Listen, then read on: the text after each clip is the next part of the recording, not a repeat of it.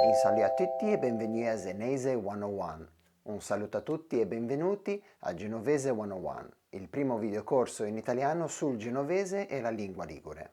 Il tema di oggi sono i qui, ovvero sia i colori. I qui primari, i colori primari, sono urussu, il rosso, ugiannu, il giallo, bleu, il blu.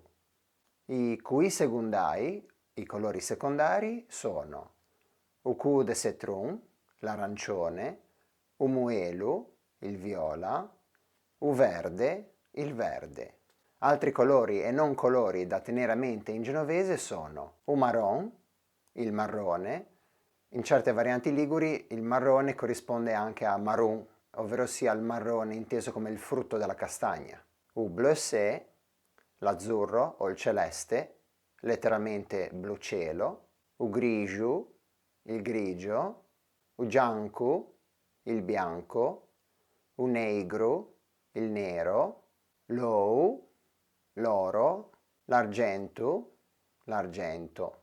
Ora che abbiamo visto un numero interessante di vocaboli, usiamoli per formare delle frasi in genovese. La bandiera dell'Italia alle chiamau tricù.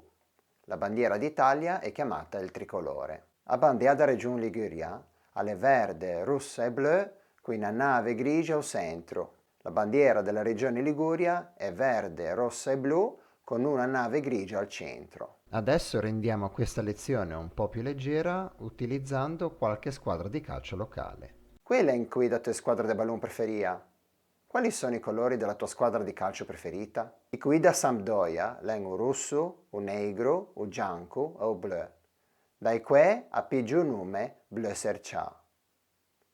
I colori della Sampdoria sono il rosso, il nero, il bianco e il blu, dai quali prende il nome blu cerchiata.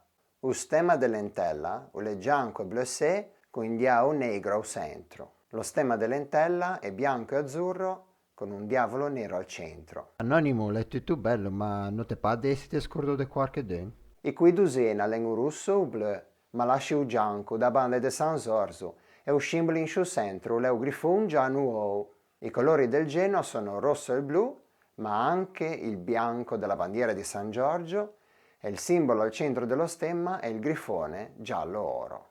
Anche oggi finisce il corso. Vi ringrazio per la vostra attenzione e noi altri ci rivedremo a un prossimo episodio. Arrivederci!